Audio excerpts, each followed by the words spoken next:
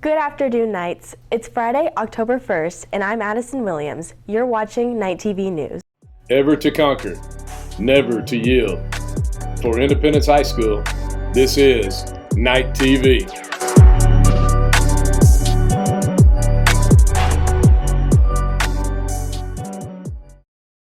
How did the Knights face against the Trailblazers in their final district tennis match of the season? Not quite as you might expect. Philip Solis and Saisha Argawal have the latest on the team.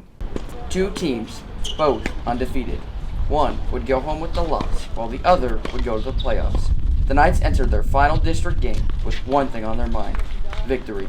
We've been just focusing on the goal. Right now, we're honestly not even looking that far into the playoffs. We're just focused on getting this win today. Winning the final district game against the Lebanon High School Trailblazers would be a stepping stone towards their next goal. So if we win on Tuesday, we will become district champs, and then we will start the playoffs, which will have the by-district round, but we won't actually play until after they finish their season. However, the game didn't go quite as planned. The first team to 10 total wins wins the overall match. The Knights were up 8-6 on Tuesday when the lightning came crashing in. That storm may have been a blessing in disguise. I feel like it's actually a good thing. We get some time to reset, figure out what we did well, what went wrong. In my match especially, I was having a tough one, so I like that we got some extra time. I was feeling really tired yesterday, and I know a lot of the other players were. We've been having a lot in the past couple of weeks, so this delay could actually help us in a way. We get more time to practice, we get coaching and everything, so I think it could work out. The Knights hit the court the very next day to resume play. With the stakes high and the skies clear, the tennis team was able to pull through with a final score of 11-8, making them the district champions. It's 4 years coming, we really wanted it, so it felt really good. Just that number one, first place, getting this gold medal. We've been working so hard for this for 4 years and we never got it, and this is the year that we finally got it. That's a game, set, match on district play. For Night TV News, Philip Solis and Saisha Argawal. Let's go!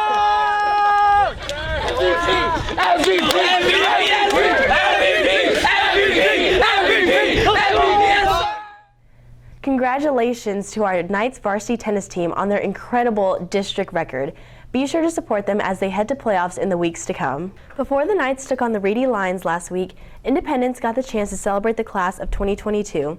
Layla AJ joined them on the field as the students shared their accomplishments with the rest of their families.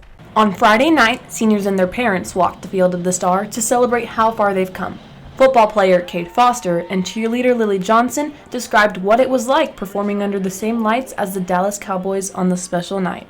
It's different when you play at other stadiums. It's really hard to compare other places to the Star because, look at this place. This place is just crazy and it's awesome. And it's just 10 times better when you have an awesome student section that's just supporting you, and it's awesome. It's very fun and different. I love to cheer on varsity. It is such an experience, and I love cheering on our football boys. Before and after the game, Russo and Foster took the time to express their gratitude towards everybody who has made their journeys possible. All I gotta say is, not only to my parents, but the parents around us, it's just, we love y'all. Y'all really do mean a lot, and we can never thank them enough for the stuff that they do, the things they provide. Today we went to the locker room and found all of our lockers decorated. It just doesn't get better than that. I would not be here without my parents. They are my number one supporters. I love them so much. So truly thank you to my parents. Thank you, Mom. Thank you, Dad.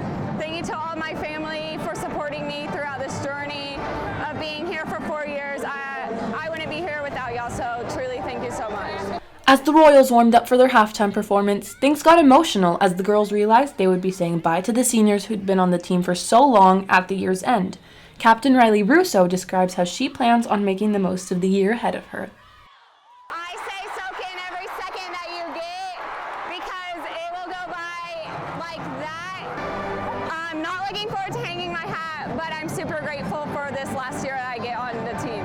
It's not just the seniors who have put in the work, but it's also their coaches and their families who have been alongside them for the entirety of their high school careers. For Night TV News, I'm Layla AJ. It's incredible seeing how far many of our seniors have come since their freshman year. The year isn't over yet, but the end is nearing. Serving your country isn't something every little girl and boy dreams about, but for one IHS student, it felt like destiny. Here's Night TV's Sam Rainey on what it's like becoming a part of the next generation of cadets. Most seniors often have a busy fall semester planning for the next step in life, completing college applications, and building anticipation. However, Ben Cox, a senior here at IHS, has been hard at work for as long as he can remember, preparing to attend one of the most prestigious military academies in the country, West Point Academy, even receiving a letter of assurance. Yeah, so I've always known, I would say like from a really young age, my uncle was he was a graduate of the United States Naval Academy, and I kind of got to see how, everything worked in the military, what that life looked like. And when I was in 8th grade, I got to go on the Tiger Cruise while he was the commanding officer of a nuclear-powered sub, which was pretty cool. And from that moment, I knew exactly that's what I wanted to do. Ben also shares how his desire to serve has not been an uncommon goal in his family. All of my family has been Navy. From World War II, my great-grandfather served in the Pacific. My great-uncle served in Korea and Vietnam.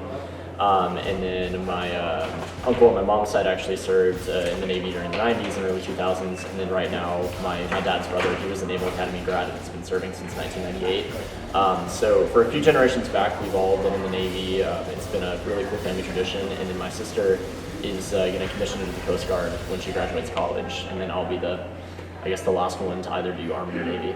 The process of getting into one of these prestigious academies starts during the junior year with a pre-candidate questionnaire along with a medical qualification. Later into the senior year, you're tasked with filling out your actual application. And lastly, you must get a congressional recommendation from a member of Congress.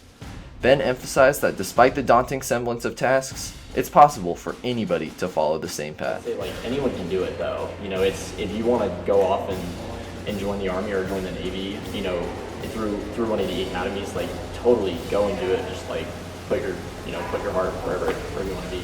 Both West Point and the Naval Academy are colleges of American patriots, and it's an incredible honor to attend either.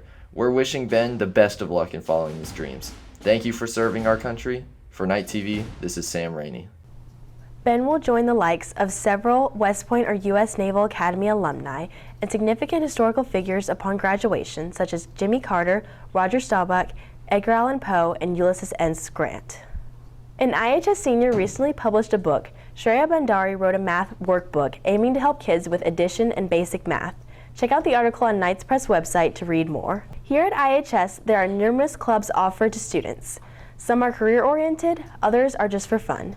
Night TV's Ariana Reed talks to different club presidents around the school and what it means to guide the way for others. It'll have all the updated points. Sean Pulmini, a senior here at IHS and the president of Mu Alpha Theta, discusses the challenges that have been faced during his transition from online school last year, plus what skills he has gained as president. I think organization and communication were two big things. I gained a lot of self-confidence in being able to speak in front of a bunch of people, and also organizing the different other officers and making sure that everything's being done in a timely manner so that we can best serve our members is something that I think I definitely gained. Similarly, Angel Mugambi, a senior at IHS as well as the student council president, told me what being a leader means to her. When the juniors are running for officer positions, I hope that they look up to me and they see me as somebody that they want to be when they're a senior who's leading, whether it's as president or not. When it comes to leading a club, there can be hardships and challenges, but that hasn't stopped Sean and Angel from achieving their goals for their clubs, demonstrating true leadership in the end. For Night TV News, this is Ariana Reed. The curtains on the first show of the year have closed, and while the theater department is happy to be back on stage, Night TV's Bryce Longfellow got an exclusive look behind the scenes of the show. Thanks awfully. I went backstage of the show to see how theater production comes to life. Deepti Kusik, the lead technician, told me the most difficult part about making Thanks Awfully. I think the hardest part was probably coordinating everything. Everyone was always just working as hard as they could to get everything done right, but just bringing everything together and putting it all together was a little bit difficult. Ms. McLung is one of the lead producers at Thanks Awfully, and she told me what it takes to be backstage of the show. All of the people who signed up, interviewed and auditioned, just showing up every day with a smile on their face, being willing to contribute and having a positive attitude. Really, that's all it takes. Night Theater still has more shows on the way. Tuck Everlasting is this year's musical. Auditions for musical are coming up at the end of October if you're interested in being a part of that, and you guys can reach out to me or Miss Brownie for more information. The information for Tuck Everlasting is being posted today. If you are interested in being a part of the show, make sure to check it out on nighttheater.com. For Night TV News, I'm Bryce Longfellow. Tuck Everlasting rehearsals start in November and the show will premiere in January. The freshmen, JV, and varsity all have a volleyball game on Friday against Lebanon Trail. The freshman game starts at 5:45.